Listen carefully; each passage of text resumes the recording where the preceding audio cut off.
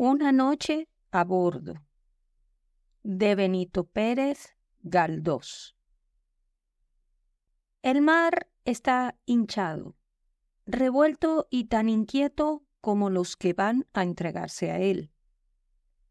Nuestro espíritu está lleno de abatimiento porque el despedirse para un largo viaje es lo más desabrido y fastidioso que puede imaginarse.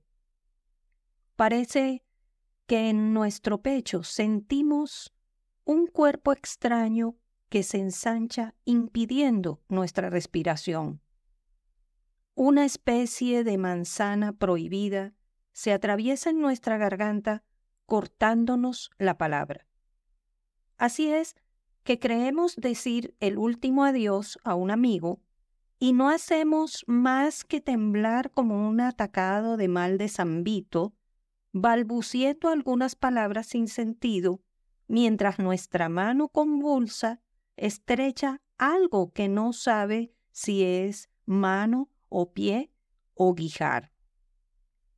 No sabemos ni a dónde mirar, ni cómo andar, ni si sonreírnos o llorar, porque la boca y los ojos encargados de manifestar nuestros afectos se contraen y dilatan de un modo no muy académico, produciendo en nuestra fisionomía graciosas muecas que hacen desternillar de risa a quien no se despide. Bajamos los escalones del muelle. Si estos crueles escalones se subieran en vez de bajarse, me parecería que subía a un patíbulo. La guillotina no me causa más horror que un mar revuelto. Al fin me siento como un ajusticiado en el banquillo de la lancha. Pero, ¡qué tumbos, Dios mío! ¡Qué subir y bajar tan molesto! Al pasar la barra del muelle, los movimientos eran tan repetidos y bruscos que no las tenía todas conmigo. El vértigo que esta travesía me causaba me impedía ver los pañuelos blancos que agitaban en el muelle manos amigas. La impresión que me produce el rudo hundimiento del bote es tan extraña y desagradable que instintivamente me llevo las manos al vientre para detener mis entrañas que parecen querer subírseme a las barbas. No tengo manos, sino para asirme fuertemente a la borda de la embarcación. No tengo boca, sino para escupir una saliva amarga y pegajosa, primer síntoma del mareo. No tengo ojos, sino para medir con avidez la distancia que me separa del buque. Al fin, llegamos al vapor, subimos con trabajo y nos señalan nuestro camarote. Arreglamos nuestros equipajes y subimos a la cubierta. Entonces, principia una terrible lucha entre el estómago y la imaginación. El estómago, que quiere salirse de sus quicios, y la imaginación se empeña en tranquilizarlo. No hay en el mundo sensación tan cruel como la que produce esta pugna terrible. Un dolor violento, agudo, prolongado, se apodera de las regiones del hígado como si el buitre de Prometeo estuviera ensañándose en él. En vano queremos hacernos valientes y echarla de marinos haciendo de las tripas corazón. En vano intentamos dar un paseo por la cubierta, mirando con indiferencia al mar, el buque, los marineros y la arboladura, como quien está familiarizado con todas estas cosas. Qué terrible es el momento en que decimos, si yo no he de marear, ¿por qué? Si yo no estoy revuelto. Qué insípidos son los siguientes diálogos. ¿Está usted revuelto? No, señor. ¿Y usted? Todavía estoy firme. Yo creo que no marearé. Yo me encuentro bien. Pero allá, en lo profundo del estómago, en la región donde se está verificando el más horroroso cataclismo, escucho una vocecilla burlona y sarcástica que me dice: «Marearás». Y no puedo sustraerme a la influencia de esa voz. En vano procuro distraerme. En vano evoco recuerdos agradables y hasta poéticos. Todo es inútil. ¿Hay señoras? Sí. Pero ¿qué importa si su amable conversación, su galantería, su finura no nos pueden librar de este terrible mal?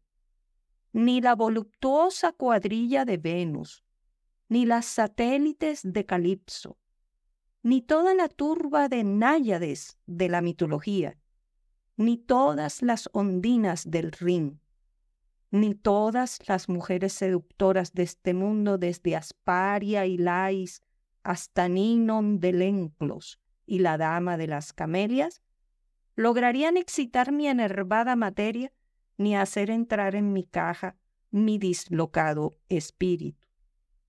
Sin embargo, saco fuerza de flaqueza. Me incorporo y trato de sostener un diálogo con una amable señorita de Tenerife que venía en nuestra compañía. ¿A dónde va usted? A Santa Cruz. ¿Es usted de allí? Sí, señor. ¿Tendrá usted deseos de ver a su familia? Oh, sí, muchos. Es natural. ¿Y le ha gustado a usted Canaria? Ya lo creo, muchísimo. ¿No irá usted hablando mal de nosotros? ¡Qué disparate! Todo lo contrario, ustedes son muy amables, muy simpáticos y muy... Ya. La conversación gira sobre música y un majadero, yo. Se empeña en que ha de cantar una malagueña, otra señorita que nos acompañaba. Era graciosa, bonita, diminuta. Uno de estos tipos espirituales, sencillos, llenos de candidez y agudeza, de inocencia y coquetería, que han inspirado a Goethe su Margarita y a Víctor Hugo su Cosette. La sirena, que tal vez sufría en aquel momento los mismos prosaicos retortijones que nosotros, se resistía a cantar a pesar de nuestros ruegos. «Lo hago muy mal», decía. ¡Qué modestia! Estamos en confianza. Yo también cantaré si usted se empeña, pero no nos prive usted del placer de escuchar su linda voz. ¿Linda voz? Si parezco un... Vamos, no se haga usted de rogar, aunque no sea sino un par de compases. Y la infeliz muchacha, cansada de oírnos, y tal vez por cortar nuestras impertinentes súplicas, abría la boca y se preparaba a complacernos. Y nosotros, ansiosos de oírla, éramos todo orejas cuando principia a andar el buque. La mar se hincha, la máquina comienza a batir su interminable compás, el buque se agita como una batuta en manos de un director de orquesta, y nuestros oídos principian a oír la atronadora sinfonía, cuya primera nota suena al elevarse el buque y no concluye hasta que fondea.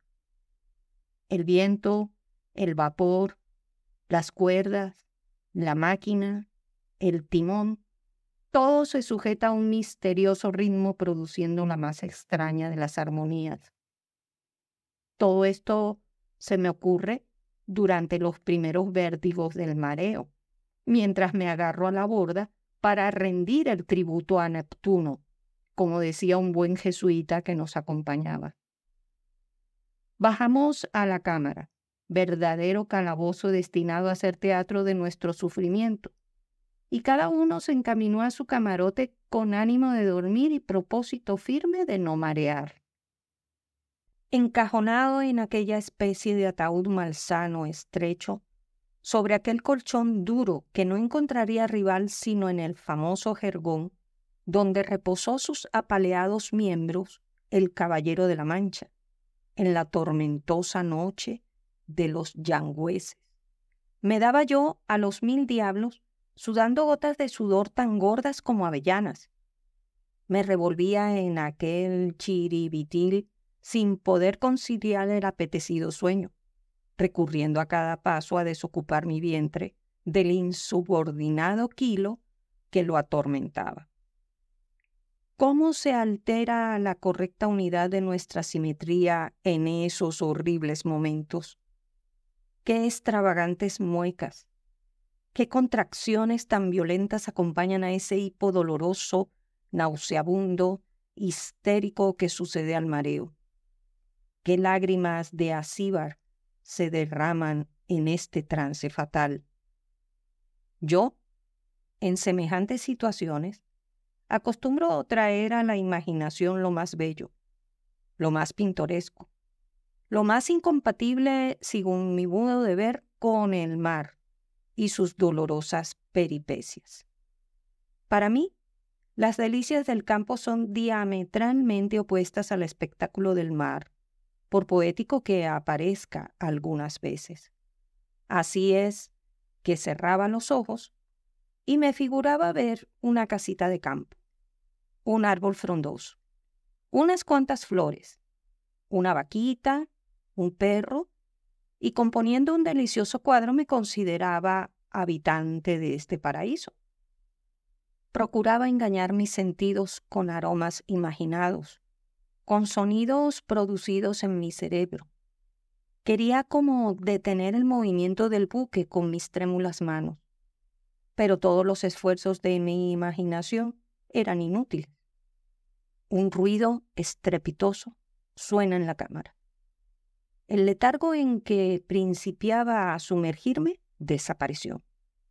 Cayó por tierra el castillo de naipe de mis ilusiones campestres, porque estas ilusiones en alta mar, y ante un cielo que se mueve y un piso que parece huir de nuestros pies, serán muy bellas, pero son ilusiones que se presentan siempre de patas arriba. Pasó por fin aquella desastrosa noche y el almogávar fondeó en el puerto de Santa Cruz. Saltamos a tierra alegres, pero pensando en que tendríamos que atravesar dentro de algunas horas una travesía más larga y más penosa. No volvimos a ver a nuestras bellas compañeras de viaje. Santa Cruz, con sus espaciosas calles, su numerosa concurrencia, absorbió completamente nuestra atención. Fin de una noche a bordo de Benito Pérez Galdós.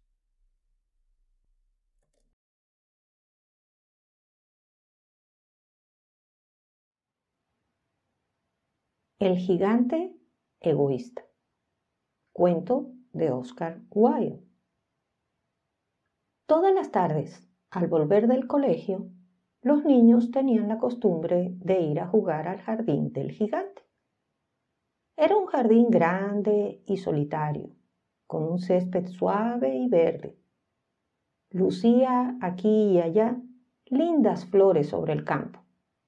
Y había 12 melocotoneros, que en primavera se cubrían con una delicada floración blanquirrosada y que en otoño daban hermosos frutos. Los pájaros, posados sobre las ramas, cantaban tan deliciosamente que los niños interrumpían habitualmente sus juegos para escucharlos. ¡Qué felices somos aquí!, decían unos a otros. Un día regresó el gigante. Había ido a visitar a su amigo el ogro de Cornualles y residió 7 años en su casa. Al cabo de los 7 años, dijo todo lo que tenía que decir, pues su conversación era limitada, y decidió regresar a su castillo. Al llegar, vio a los niños que jugaban en su jardín. «¿Qué hacen aquí?», les gritó con voz ruda, y los niños huyeron al instante. «Mi jardín es para mí solo», prosiguió el gigante. «Todos deben entenderlo así, y no permitiré que nadie que no sea yo lo disfrute». Entonces lo cercó con un alto muro y puso el siguiente cartel: queda prohibida la entrada, bajo las penas legales correspondientes. Era un gigante egoísta. Los pobres niños no tenían ya un sitio de recreo. Intentaron jugar en la carretera, pero la carretera estaba muy polvorienta, toda llena de piedras con filo, y no les gustaba. Tomaron la costumbre de, una vez terminadas sus clases en la escuela, pasearse alrededor del alto muro para hablar acerca del hermoso jardín que había del otro lado. Entonces llegó la primavera y en todo el lugar había pájaros y florecillas. Únicamente en el jardín del gigante egoísta continuaba siendo invierno. Los pájaros, desde que no había niños, no tenían interés en cantar y los árboles se olvidaron de florecer. En cierta ocasión, una flor hermosa levantó su cabeza sobre el césped, pero al ver el cartel se entristeció tanto pensando en los niños que se postró, volviéndose a dormir. Los únicos que se alegraron fueron el hielo y la nieve. La primavera se ha olvidado de este jardín, exclamaban. Gracias a esto vamos a vivir en él todo el año. La nieve extendió su gran manto blanco sobre el césped y el hielo revistió de plata todos los árboles. Entonces invitaron al viento del norte a que pasara una temporada con ellos. El viento del norte aceptó y llegó. Estaba envuelto en pieles. Bramaba durante todo el día por el jardín, derribando a cada momento chimeneas. Este es un sitio delicioso, decía. Invitemos también al granizo. Y también llegó el granizo. Todos los días, durante 3 horas, tocaba el tambor sobre los techos del castillo, hasta que rompió muchas pizarras. Entonces se puso a dar vueltas alrededor del jardín, lo más deprisa que pudo. Iba vestido de gris y su aliento era helado. No comprendo por qué la primavera tarda tanto en llegar, decía el gigante egoísta cuando se asomaba a la ventana y veía su jardín blanco y frío. Ojalá cambie el tiempo. Pero la primavera no llegaba, ni el verano tampoco. El otoño trajo frutos de oro a todos los jardines, pero no dio ninguno al jardín del gigante. Es demasiado egoísta, dijo el otoño. Y siempre era invierno en casa del gigante. Y el viento del norte, el granizo, el hielo y la nieve danzaban en medio de los árboles. Una mañana, el gigante, acostado en su lecho, pero estando ya despierto, oyó una música hermosa. Sonó dulcemente en sus oídos, tanto que le hizo imaginarse que los músicos del rey pasaban por allí. En realidad era un pardillo que cantaba ante su ventana, pero como no había oído a un pájaro en su jardín desde hacía mucho tiempo, le pareció la música más bella del mundo. Entonces el granizo dejó de bailar sobre su cabeza y el viento del norte de rugir. Un perfume delicioso llegó hasta él por la ventana abierta. Creo que ha llegado al fin la primavera, dijo el gigante. Y saltando del lecho, se asomó a la ventana y miró. ¿Y qué fue lo que vio? Pues vio un espectáculo extraordinario. Por una brecha abierta en el muro, los niños se habían deslizado dentro del jardín, encaramándose en las ramas. Sobre todos los árboles que alcanzaba el gigante a ver, había un niño. Y los árboles se sentían tan dichosos de sostener nuevamente a los niños que se habían cubierto de flores y agitaban graciosamente sus brazos sobre las cabezas infantiles. Los pájaros revoloteaban entre unos y otros cantando con delicadeza, y las flores reían irguiendo sus cabezas sobre el césped. Era un bonito espectáculo. Únicamente en un rincón, en el rincón más apartado del jardín, seguía haciendo invierno. Allí se encontraba un niño muy pequeño. Era tan pequeño que no había podido subir a las ramas del árbol. y se paseaba a su alrededor llorando amargamente. El pobre árbol estaba aún cubierto de hielo y de nieve, y el viento del norte soplaba y rugía por encima de él.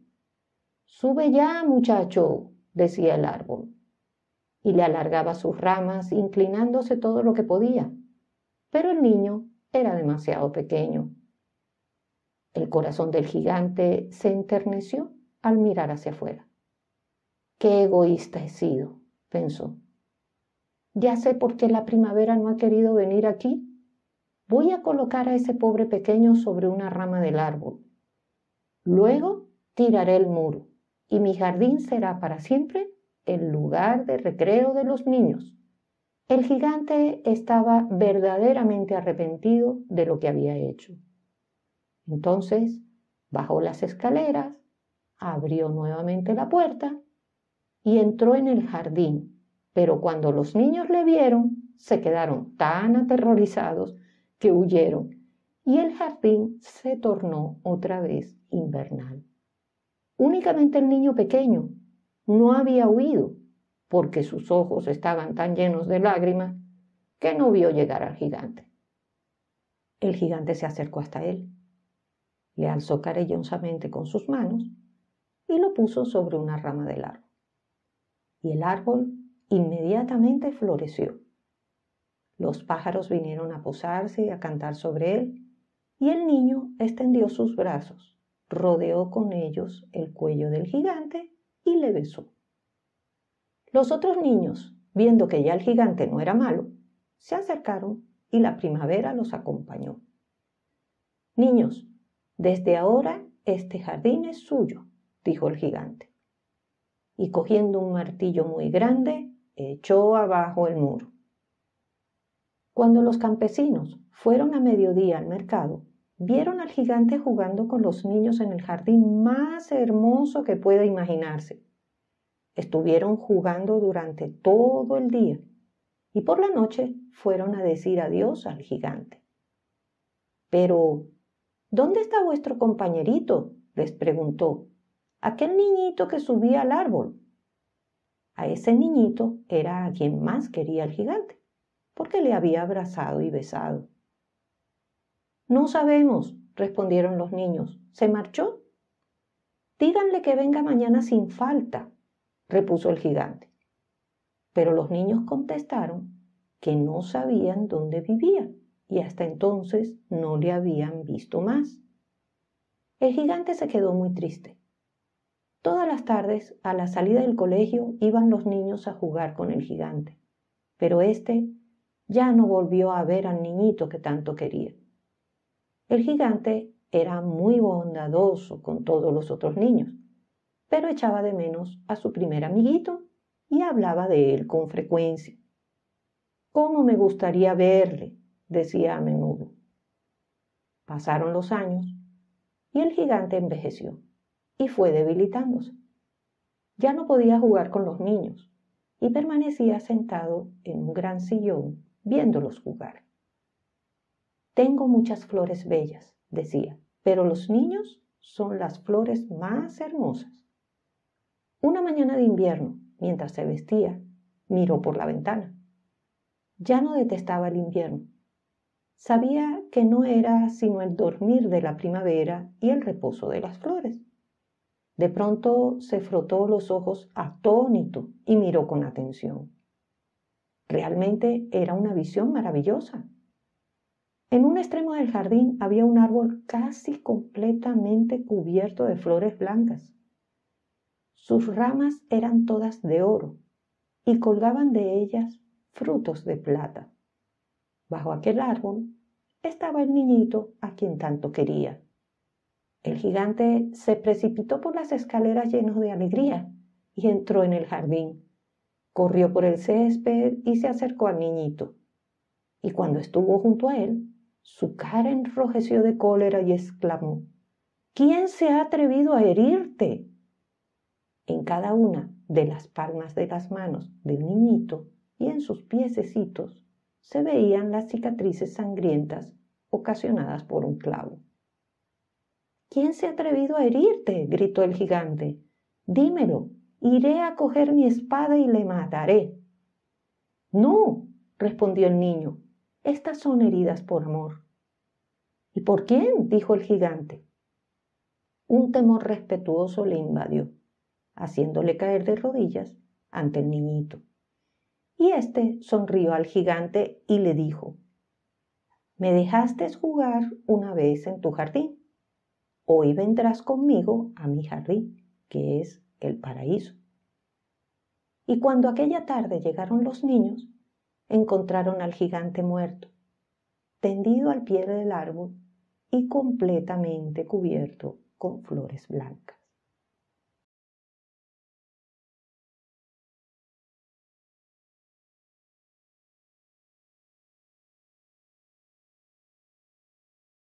Paraíso perdido. Recuerdos de Mindanao.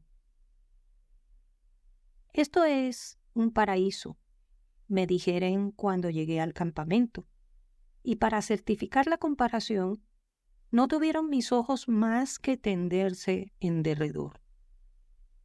Una vivienda de nipa junto a una huerta en mitad de una explanada circular, donde grupos de soldados troceaban ébanos a hachazos. Cerca, los fusiles, por si los moros saltaban de una mata como tigres. Por occidente, a algunas millas, el mar. Y rodeándonos, el bosque virgen, de fantástica frondosidad, cayendo por todos lados. Desde nuestra altura enorme, como monte soberano cuya cola regia de eterno verdor se tendía por las montañas, festoneando sus crestas en la lejanía sobre el azul profundo y tranquilo de los aires.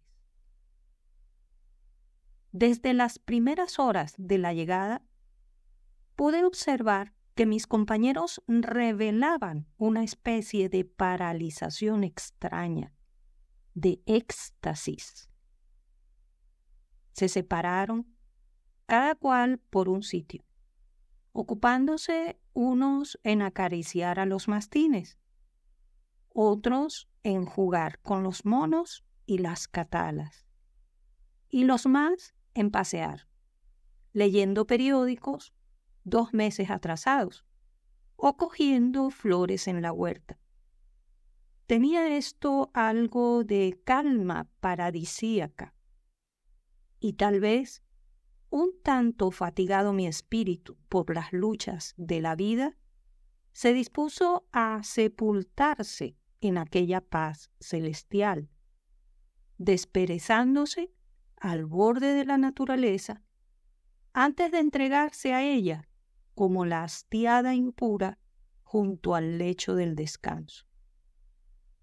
Las semanas pasaron. Seguíame fascinando aquella monotonía de grandiosidad. Yo me volvía como los demás. La pereza no tardó en invadir mi cuerpo y mi alma. Un lugar solitario, un rincón de árboles, una hamaca. No alegaba otra cosa a aquel ansia insaciable y vaga de mi pecho.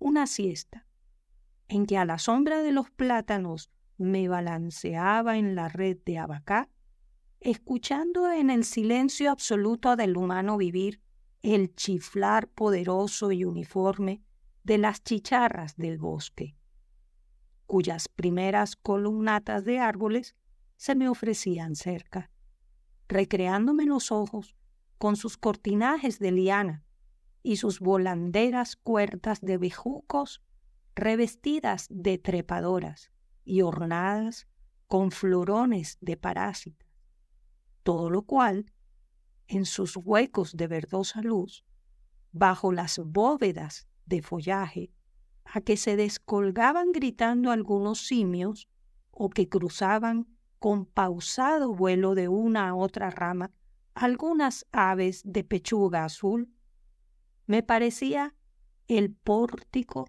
de colosales palacios encantados. Esa tarde, digo, en que doliente desde mi hamaca miraba a ratos el lejano mar, siguiendo en su gris superficie inmóvil la estela del sol, que como una senda de luz condujo a mi fantasía más allá del horizonte, más allá, mucho más allá, a aquella España, hacia que viajaba entonces el astro de oro.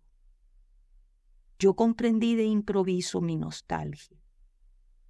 Unas notas fugitivas, un perfume de néctar, una silueta entre brumas de no sé qué distancia ni qué espacios.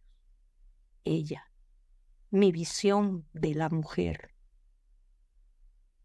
Ella era quien faltaba en nuestro paraíso. La mujer, el amor, el adorno supremo de la naturaleza, para cuyo esplendor están hechas las grandezas de todos los escenarios. Con cuánta pena seguí en mis eternos días contemplando aquellos paisajes de belleza inútil. El fastidio mortal, dijérase que nos inspiraba en el desdén de unos a otros, un odio inconsciente de camarada a camarada. El cansancio del vivir ante la inutilidad de la existencia sin ilusiones. ¿A qué? Ni para recibir el agrado de quién, por nada esforzarse. ¿A qué hablar siquiera? Noches de soberana hermosura, noches de los trópicos, en que tumbados en las amplias lonas de sillas como catres, formábamos silencioso y disperso corro, cara al cielo, mirando cada cual su lucero favorito entre las estrellas que fulguraban como ascuas. Las luciérnagas volaban en las copas de los aromados hilán como llamas de plata. Alguna prendía en su mariposeo de luz nuestras miradas, perdíalas en el espacio. Y quién sabe tras ella en qué memoria de mujer perdíase también el recuerdo. Oh sí, un sarcasmo, un insulto de tantos regios esplendores a nuestro deseo. El alba, aquellos amaneceres serenos en que sobre la inmensa alfombra verde de los hondos valles se levantaban, siguiendo el curso de ríos ocultos, sendales de niebla, que se extendían hasta el mar como doceles de nubes sobre una procesión de diosas desnudas para el baño. La siesta, con sus horas incitantes en el bosque, en la espesura de la sombra, entre los laberintos escondidos por los abanicos en hoja de las palmas, con sus grutas de enredaderas en los bambúes, al pie de las fuentes de agua helada, cuyos asientos de peña parecían el lugar de enamorada cita con mujeres que no llegaban jamás. Las tardes, aquellas tardes de poesía embriagadora, de limpio ambiente, que dejaba hasta el fin penetrar la mirada por las montañas desiertas, onduladas por el fofo ramaje de la arboleda, como un océano de cuajadas olas verdes, que permitía seguir las praderas interminables, sin encontrar sobre sus tonos de esmeralda la casita que nos mintiese el querido hogar. Las tardes de puesta de sol, con celajes increíbles, con nubes de todos los colores, con reflejos metálicos de púrpura en fondos mimosos de cielo verde, verde como las praderas y los mares de Oriente. ¿De qué servían si no pudieron jamás inspirar la frase trémula de pasión a la mujer alumbrada por sus luces de nácar. Y era tanta la hermosura de tales sitios que ni dejaban al alma herida que los odiase francamente. Un día, cuando otro camarada llegó, cuando después de dejar el caballo, fatigado en la cuesta, él se puso a contemplar el grandioso espectáculo desde la altura. Yo me acerqué y le dije, a pesar mío, esto es un paraíso. Solo que, recordando mi desolación, añadí rápidamente, un paraíso perdido, un paraíso estúpido, sin una Eva siquiera. Fin.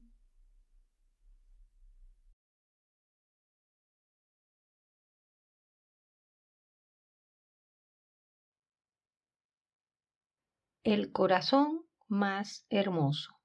Cuento de autor anónimo. Un día, un hombre joven se situó en el centro de un poblado y proclamó que él poseía el corazón más hermoso de toda la comarca.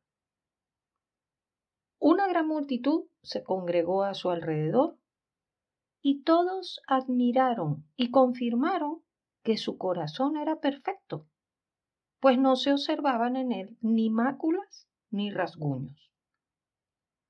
Coincidieron todos que era el corazón más hermoso que hubieran visto.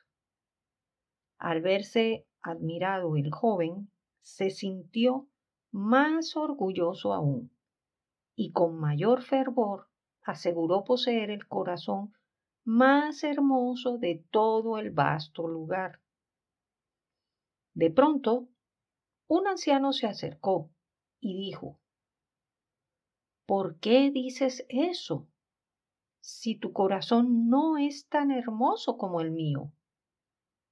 Sorprendidos, la multitud y el joven miraron el corazón del viejo y vieron que, si bien latía vigorosamente, éste estaba cubierto de cicatrices y hasta había zonas donde faltaban trozos, y estos habían sido reemplazados por otros que no encajaban perfectamente en el lugar, pues se veían bordes y aristas irregulares en su derredor.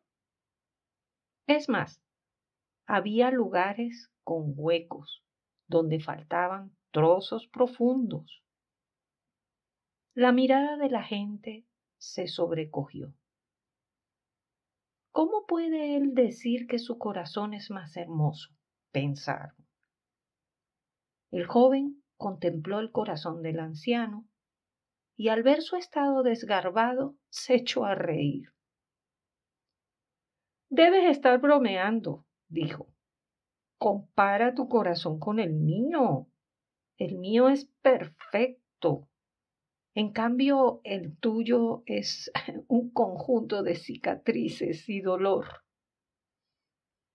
Es cierto, dijo el anciano. Tu corazón luce perfecto. Pero yo jamás me involucraría contigo. Mira, cada cicatriz representa una persona a la cual entregué todo mi amor. Arranqué trozos de mi corazón para entregárselos a cada uno de aquellos que he amado. Muchos a su vez me han obsequiado un trozo del suyo, que he colocado en el lugar que quedó abierto. Como las piezas no eran iguales, quedaron los bordes por los cuales me alegro, porque al poseerlos me recuerdan el amor que hemos compartido. Hubo oportunidades en las cuales entregué un trozo de mi corazón a alguien, pero esa persona no me ofreció un poco del suyo al cambio. De ahí quedaron los huecos. Dar amor es arriesgar. Pero a pesar del dolor que esas heridas me producen al haber quedado abiertas, me recuerdan que los sigo amando y alimentan la esperanza de que algún día, tal vez, regresen y llenen el vacío que han dejado en mi corazón. ¿Comprendes ahora lo que es verdaderamente hermoso? El joven permaneció en silencio. Lágrimas corrían por sus mejillas. Se acercó al anciano, arrancó un trozo de su hermoso y joven corazón y se lo ofreció. El anciano lo recibió y lo colocó en su corazón. Luego, a su vez, arrancó un trozo del suyo, ya viejo y maltrecho, y con él tapó la herida abierta del joven. La pieza se amoldó, pero no a la perfección. Al no haber sido idénticos los trozos, se notaban los bordes. El joven miró su corazón, que ya no era perfecto, pero lucía mucho más hermoso que antes, porque el amor del anciano fluía en su interior. Fin.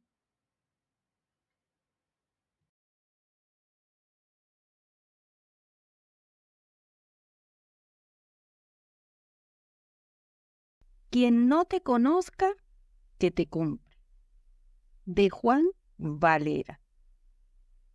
No nos atrevemos a asegurarlo, pero nos parece y queremos suponer que el tío Cándido fue natural y vecino de la ciudad de Carmona.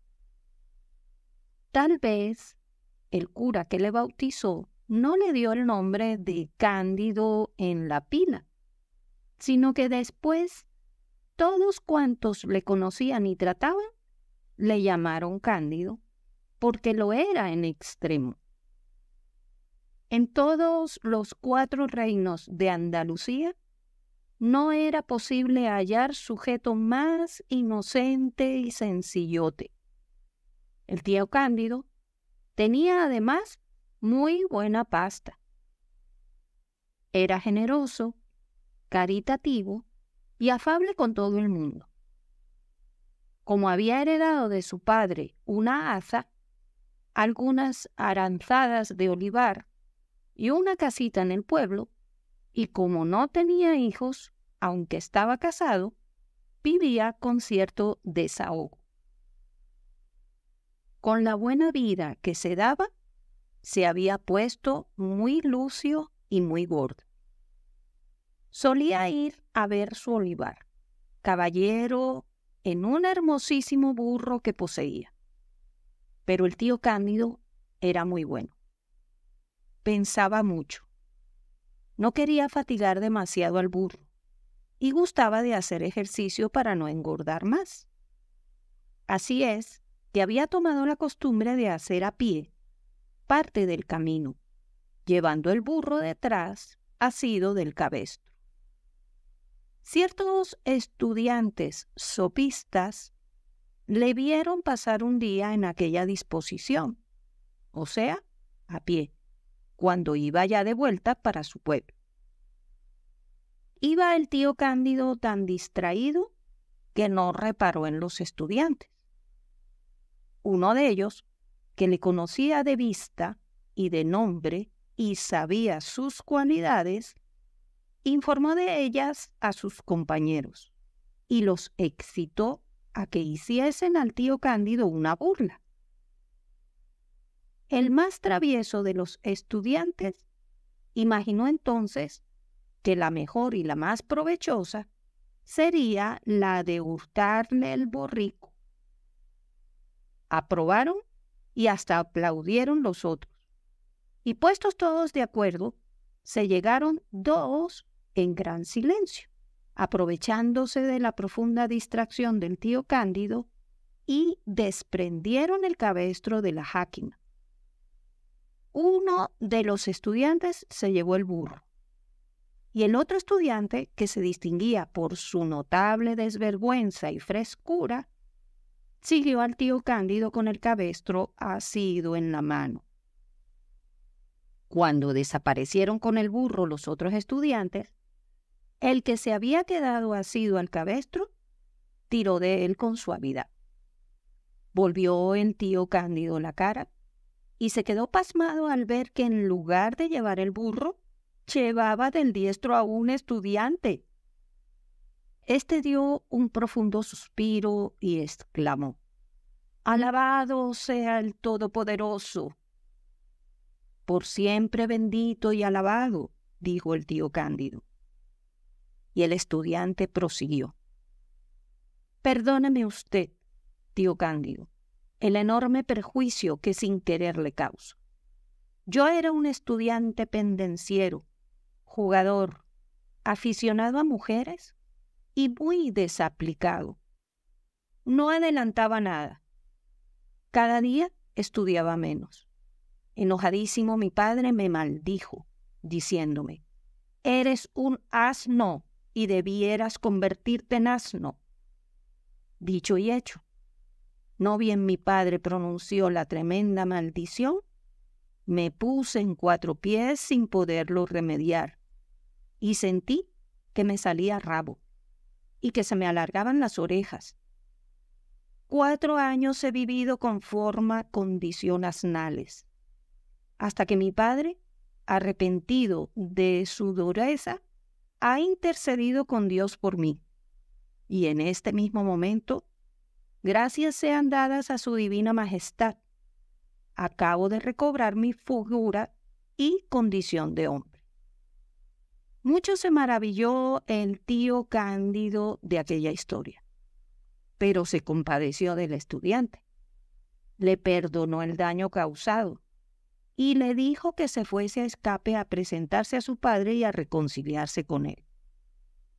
No se hizo de rogar el estudiante y se largó más que deprisa, despidiéndose del tío Cándido con lágrimas en los ojos y tratando de besarle la mano por la merced que le había hecho.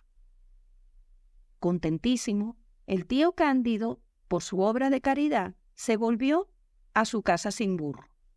Pero no quiso decir lo que le había sucedido, porque el estudiante le rogó que guardase el secreto, afirmando que si se divulgaba que él había sido burro, lo volvería a hacer, o seguiría diciendo la gente que lo era, lo cual le perjudicaría mucho, y tal vez impediría que llegase a tomar la borla de doctor, como era su propósito.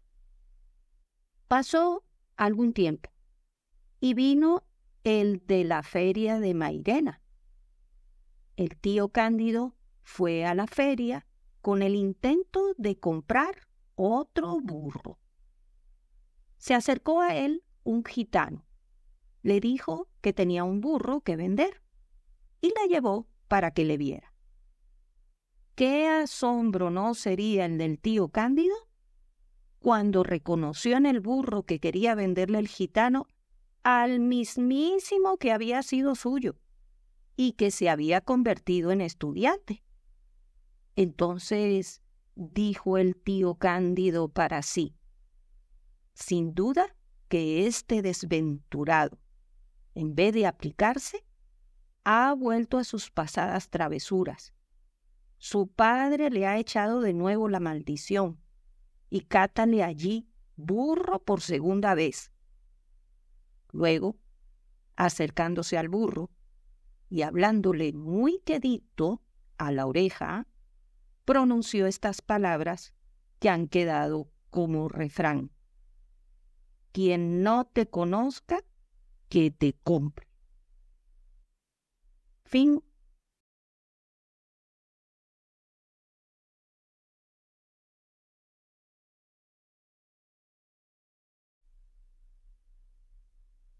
Historia de un libro. Broté en un momento de inspiración de la mente de un genio oscurecido.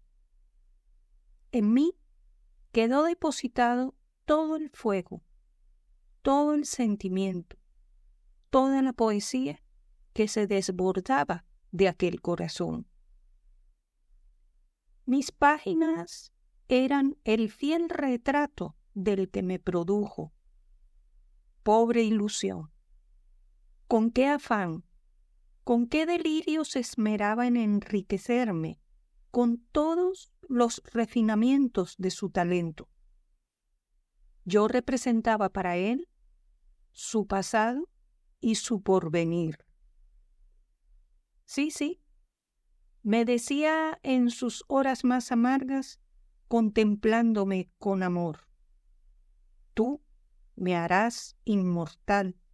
Con tu auxilio conquistaré la gloria que anhela mi alma y, como Homero, seré por ti la admiración de los siglos venideros. Infeliz, no sabía que cifrar la gloria en un pedazo de papel es confiar al aire un juramento. Fue mal comprendido y murió, pobre de recursos y rico de sentimiento, como tantos otros mueren, sin que el mundo sepa siquiera que hubiese nacido. De sus manos pasé a las de uno de aquellos entes despreciables y fatuos que no ven en un libro más que un conjunto de hojas de papel manchadas de tinta, el cual, sin cuidarse ni un poco ni mucho de mi valor literario, me mandó encuadernar lujosamente y me regaló a una coqueta, cuyo veleidoso corazón empezaba a interesar. Cuánto sufrí en poder de aquella mujer. Yo era la víctima inocente de todos sus caprichos, y 1000 veces me arrojó con cólera al suelo al descubrir un pliegue en su vestido o un desperfecto en su peinado. Un día, en uno de sus arrebatos, me vendió a un mercader, para no conservar ni aún el recuerdo de un amante que ya empezaba a hacerle indiferente. Del perfumado gabinete de la coqueta pasé al inmundo tenducho de mi nuevo dueño, y de allí a los escaparates de una librería. ¡Qué vergüenza! Yo, que en mis primeros tiempos fui guardado con tanto esmero, me colocaron indiferentemente entre un vulgar arte de cocina y una filosofía de los toros. Es imposible decir con qué ansiedad esperaba que alguien viniera a rescatarme de mi duro cautiverio. Porque soy hijo de un hombre oscuro, me veo colocado en tan ruin vecindad, pensaba con tristeza, al paso que otros muchos, sin valer lo que yo, y tan solo porque sus autores se han sabido dar lo que se llama un barniz de talento, se codean con las obras maestras de Calderón y Lope de Vega. ¿Puede haber martirio más horrible? Tantas veces como me cogieron los concurrentes al establecimiento, me soltaron con desdén al ver el ignorado nombre que ostentaba en mi cubierta. Si me hubiese sido posible derramar lágrimas, 1000 veces con ellas hubiera borrado el nombre del desgraciado joven que depositó en mis hojas sus impresiones, para que no fuera por más tiempo blanco de las burlas de los que eran incapaces de comprenderle. Yo, que encerraba un tesoro inestimable expuesto al desprecio del necio. Oh, si los libros pudieran sonrojarse, ¿cuántas veces obligarían a cerrar los ojos a los que recorren sus páginas? Por fin, una mañana entró en la tienda un caballero de aspecto bondadoso y me compró, pretextando que iba al campo y que distraería sus ocios. Aunque esta perspectiva no tenía para mí nada de halagüeña, me di por satisfecho al sepultarme en uno de los anchos bolsillos de su gabán. Nos instalamos en la quinta y empecé a distraer a mi nuevo dueño. Y tanto se llegó a penetrar de mí que logré inspirarle algún cariño. Ya casi me tenía por dichoso, pues entreveía una lontananza en ancianidad respetada. Cuando, oh fatalidad, mi dueño, a causa de un suceso inesperado, tuvo que ausentarse precipitadamente, y en medio de su aturdimiento quedé olvidado entre un montón de papeles inútiles que dio a los niños del colono antes de partir. Estos nos cogieron con la inocente alegría de la infancia, y después de una larga discusión, se dispusieron a hacer con nosotros una hoguera. Qué cruel dolor experimenté al verme impotente para luchar con la muerte a que nos destinaban. Nuestra suerte siempre es digna de lástima, aun cuando alcancemos una vejez dilatada, porque en nosotros no se respeta el libro, sino al hombre que grabó en sus páginas las ideas que se agolpaban en su mente. No se respeta la causa, sino el efecto. Pobres libros, condenados siempre a vivir de la vida que otros les dieran. Figuraos cuánto más debía yo desesperarme al ver que iba a ser pasto de las voraces llamas. Oh, si nuestros pensamientos pudieran ser visibles para los humanos, cuántos dolores se sabrían que hoy quedan ocultos bajo una aparente insensibilidad. De nada sirvió mi muda desesperación y nos prendieron fuego. El humo me envolvió y las llamas empezaron a lamer mis páginas. Los niños danzaban a mi alrededor, acompañando mi agonía con sus aturdidores y alegres gritos.